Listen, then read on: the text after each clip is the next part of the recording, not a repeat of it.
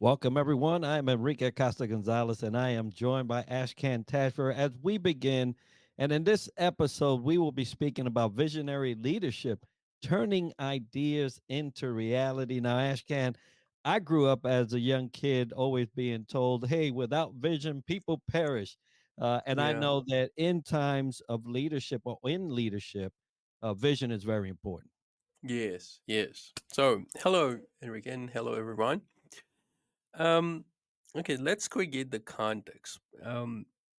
So when we say vision, often it may land as if like we are talking about a kind of a plan that a person has, which in part is true. Like that, that's how the word vision is also being used. But now, I would like to bring our attention more into a more literal meaning of vision, the ability to see, and of course, the ability to discern, then, because of that seeing, being able to tell the difference between. See, if we can't see, as you said, like we're going to perish. This is a kind of an axiomatic law. Yeah, it's that's true. There's a lot that we can consider invisible to us, at least at the time, for the time being, both individually and collectively. Yeah, so there is the invisible, and believing in this. I mean, the fundamental belief in the invisible. It's extremely important. Let's say, for example, for scientific discoveries, unless we believe that there are things that we don't see at the moment. So let's say there were times that we didn't know that microorganisms have been there, and this guess or the belief that there should be things that we don't see actually sparked the idea behind all of this endeavor that we have put in discovering uh, the invisible at the time. Yeah. So now, unless we make the invisible visible to us, in other words, unless we can see the things we don't see, then we cannot move forward. We cannot go to the next level. We cannot make progress. The progress that is like a kind of an important concept, especially nowadays. We want to um, advance science. We want to have more discoveries. We're creating more and more constructs.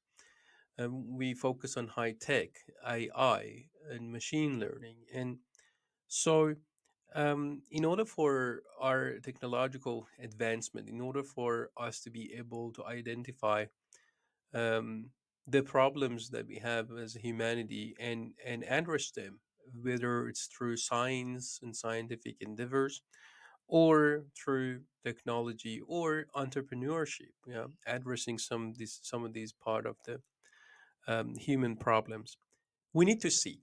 Now, here's the problem with seeing. Um, the limitations to our perceptual structure is one of the greatest vulnerabilities of all when it comes to human beings. Let me elaborate. We are the beings that we can see things that aren't even there. We can be delusional. We can see imaginary things that it's not there. At the same time, we are able to not see certain things that are so apparent and so obvious due to their closeness. Yeah.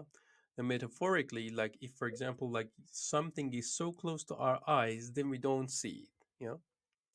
So knowing that there are limitations to our sensory abilities, our perceptual structure, as well as our rationality.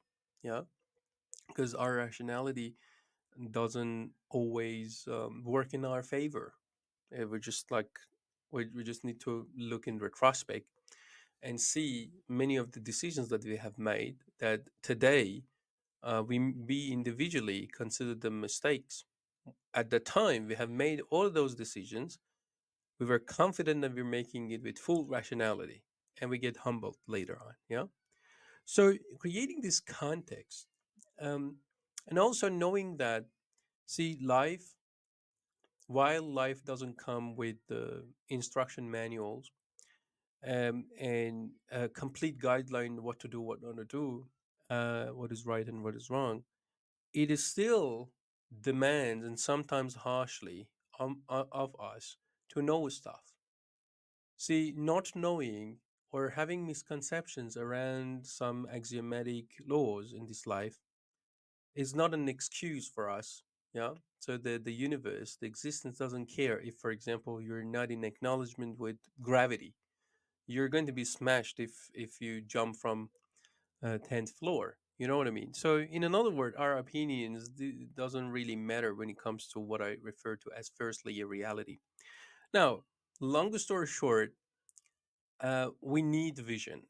We need the ability to see, and the better and the more vividly and more comprehensively we can see, perhaps better decisions. It's a fair assumption that we can make better decisions, and in finding life something worthwhile that we want to work in its betterment. We need that awareness, intentional consciousness, and vision. Yeah. Now, creating this context, when we combine a vision or visionary and leader or leadership, when we say visionary leader, it's like, how does it land to you? What does it mean? Yeah, well, at first I was just thinking about as you was talking, Thomas Edison, how he must have felt when he said, "Hey, I'm going to take this current, put it in this Yeah. glass bowl. I'm going to heat it up to the point where it's going to light us. We won't need candles anymore." And everybody was Yeah. like, "Are you crazy?" Right? Yeah. It's that type of vision, seeing something that no one else can see and the possibility of it actually happening is what you want leaders to have. Now, it's Yeah. interesting because a lot of us confuse goals and aspirations and mission. We confuse that at times, but this vision is so important, not only for the person that is having them, but for the Mm. people that are following to fulfill that vision and make it a reality. But Yeah. vision is something that is always intriguing to me because it is something that's not there, but the person does see it, and you have to Yeah. just either have faith and get behind it, or wait to be humbled by it when it comes up. Yes. Yes. Yeah. No. To that's on the positive side of vision and imaginary things that we can see. So when I was talking about we have the limitations or the characteristics of our perceptual structure, I didn't necessarily mean that it's a bad thing that we see things that are not there. It's not just being delusional.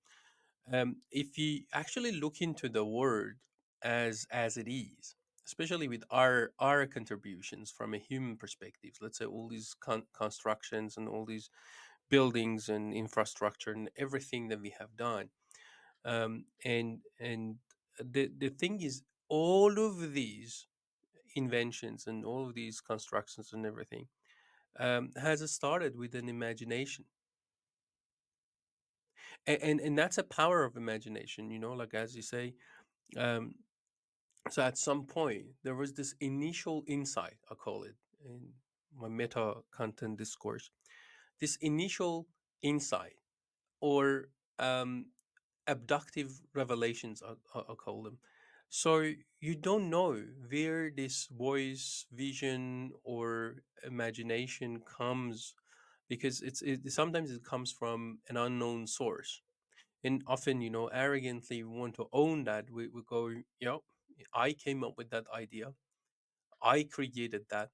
But I mean, it's a sheer mystery at this stage for us, even with all these advancement in neuroscience and cognitive science and understanding of our nervous system. And the thing is, we often don't know where these thoughts are coming from. It's like it seems like we are hosts to these callings and vision and initial insights. Yeah.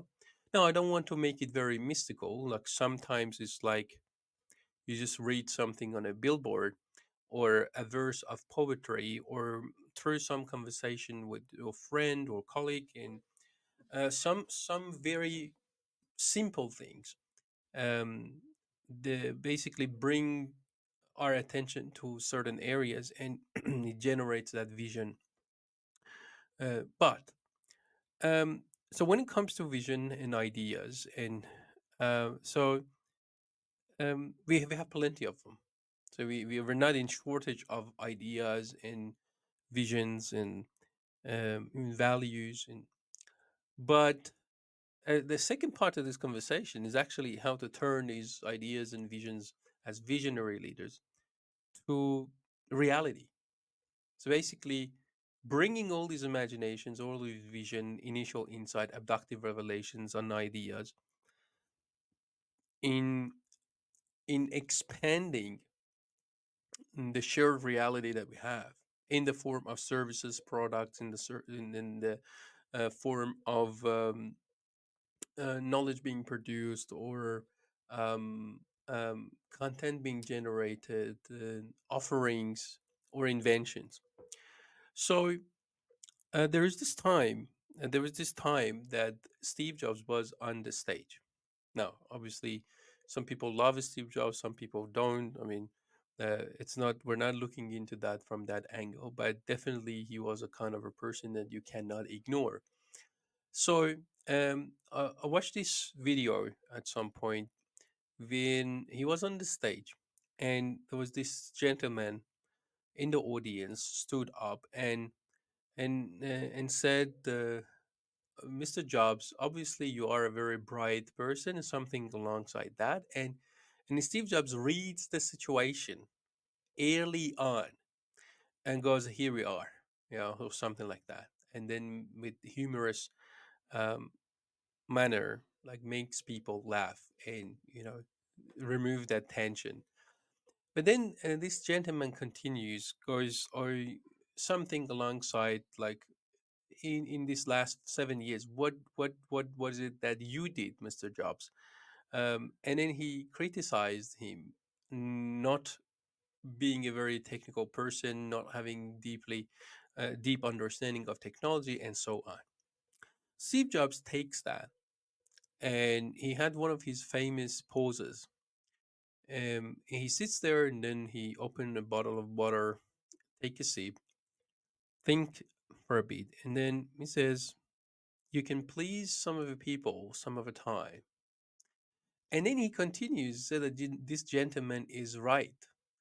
And and uh, and then he continues by saying that, see, yes, so we have all these ideas, we have all this vision, but in order for us to actually make products that it sells millions of copies, etc., etc., it's not just that the idea or the technology or your understanding of technology that matters. You need to go way beyond, which basically then I can you know analyze it further, that like Steve Jobs was a genius who understood marketing, and marketing not necessarily in a commercial sense, but his part of genius was in um, reading people and being able to influence the perceived value of what he was offering. And that's a very important part. There's so many brilliant products being built, but we don't manage to articulate them well, communicating well, and influence the perceived value that they have, not the actual value. And if we fail to do so, then from a marketing perspective, then people are not going to find it worthwhile enough that they're going to vote in by the exchange of money. You know what I mean? So, so the thing is, when it comes to being visionary, like being visionary and seeing the vision is one thing, but then turning into a reality, it's another, which perhaps is way more important thing.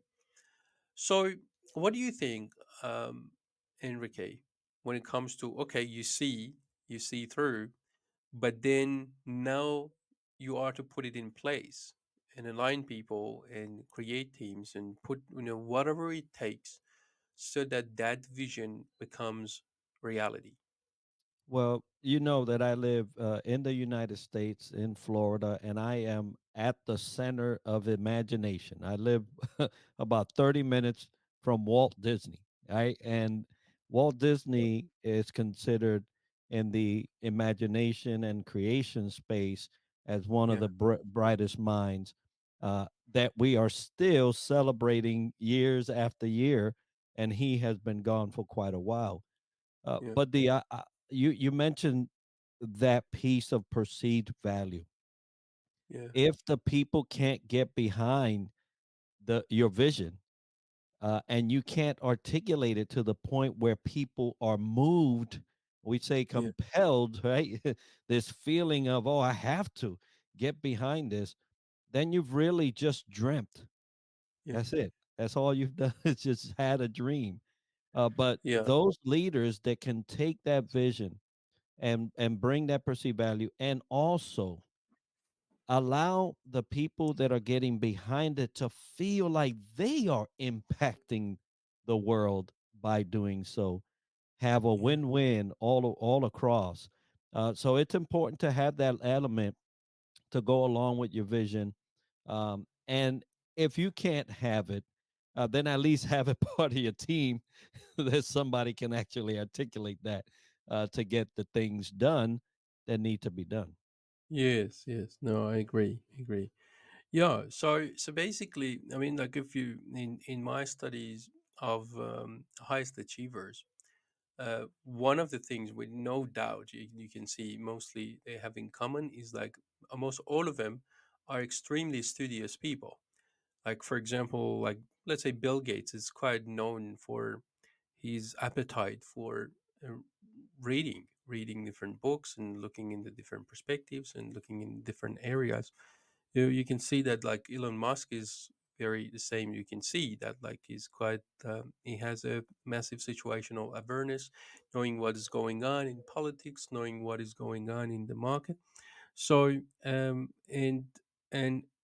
and it seems that like when you develop your vision and then you develop your sensitivity, then the byproduct of that is like you're going to be rewarded. um, you know so therefore that's extremely important to invest, and I use that term quite intentionally. Invest in our the development of our vision, the ability to see, the ability to discern and tell the difference between, because that's going to directly impact the type of decisions that you're going to make. And at the end of the day, the type of decisions you're making, from the aggregation of all of them, then and your a big part of your success and your result is going to be determined. Yeah, because often it's not just like people go through this kind of a conversation that if I do this, if I take care of that, then it's going to happen. But the reality is the almost always it's not about um, one single decision. Like you can miss certain decision, you can make mistakes in certain decisions. It's more the continuum, like the aggregation of all these different little or significant decisions that you're going to make that ultimately is going to determine the result.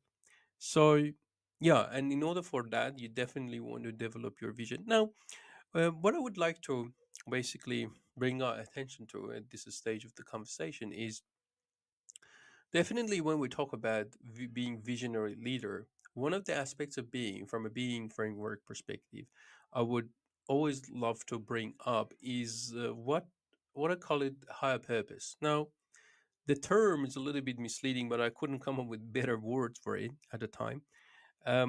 Because like we're not talking about a particular goal that you may have or objective. When we say higher purpose, it's more like it's about you being able to not get stuck in yourself, being able to go beyond yourself, and also being able to go beyond the current time. So let me read the distinction. Yeah, high purpose is being drawn and compelled towards a future vision or cause greater than your personal concerns and beyond your immediate interest and or comfort in such a way that it sets your priorities and worldview It is going beyond yourself and your time without expecting immediate gratification to identify resolutions that will drive you towards the future vision. High purpose is considered the source of the inspiration and charisma required to effectively influence, inspire, and develop others as leaders. A healthy relationship with high purpose indicates that you draw yourself forward to fulfilling challenges you wouldn't normally take on. You are resolute, willing to delay gratification, and have the fortitude to go beyond your own discomfort and self concern to fulfill your future vision. Others may consider you a charismatic leader who is visionary and committed to something meaningful and worthwhile. An unhealthy relationship with high purpose indicates that you may be short sighted, narrow minded, self centered, or selfish. You are mostly driven to fulfill immediate personal concern and ambitions. You may be limited and constrained by your personal goals and desire for instant gratification while being oblivious to or ignoring the needs and wants of others. Others may frequently challenge and question your motives as a leader and may not experience inspirational leadership from you. Unable to zoom out and see the bigger picture, you may often get stuck in the present with a fragmented narration of the past and future. Alternatively, you may detach yourself and zoom out too much, being so captivated by and engrossed in your long term vision that smaller, short term progression seems insignificant to you. This may lead you to lose sight of and fail to appropriately address more immediate obstacles and barriers. So yeah, there's so much in this distinction, as you can see, but yeah, it's a quality, it's a phenomenological experience that we don't necessarily have a name for it. We don't have a word for it, perhaps.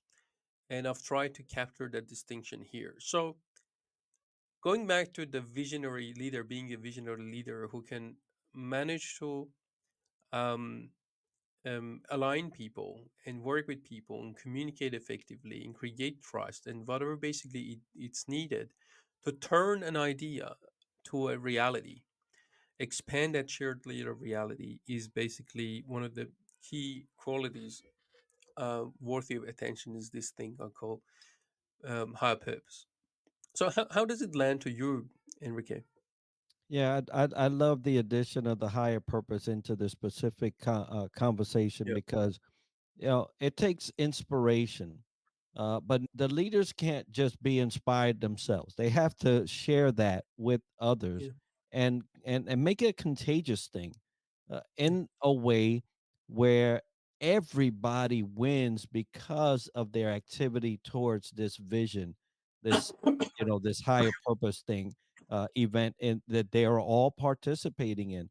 And a leader that can truly inspire their folks to and towards a specific point down the road for a company, that's the leader that really gets the full value of the Yeah. compliment they have. And it's not only nice to Mm, see have actually work out, but it's yeah. inspiring to even witness something like that from our Yeah. perspective. Yes, I agree. And see if we want to zoom out a little bit and looking toward like economy. Um, and one of the challenges basically that organizations are dealing with is employee retention and having, especially newer generations, being able to um, build their careers and opportunities for themselves within these organizations and keep being with them and working with them. One thing that I think many of the leaders I see that are being challenged by is their inability in aligning these new generations. Because I think from millennials and the next generation, they're not necessarily they haven't been in this kind of a shortage crisis due to the era that they have lived in. And it's really hard to convince them that, okay, here's your salary, this is your wage, and just keep working forever here. Um, the newer generation would want purpose, and therefore, like I see that the future economy is going to be a purpose driven economy. People want meaning. They want to find meaning in the work that they do more than ever. And if as a leader, if you're not visionary and if you're not able to provide that, and it's not just like from a leader perspective, it's more like the leadership team, or um, um, basically I'm trying to say that I'm not saying that the leader should be just one person. I'm saying that the leadership that it's going to be provided through, let's say, an organization, it should be inspiring. It should uh, depict a picture, a purpose that the people can subscribe to. So the failure in this is it basically translates into you losing the opportunity to attract the best of the best amongst the workforce in your organization. So therefore, it's a liability if you're not being a visionary leader, if you're not being a leader who can inspire um, and attract these, especially newer generations. So it's going to turn to a. I mean, it is already a liability to many organizations out there. So there is a tangible um, necessity for leaders to step up and actually develop their visionary capabilities.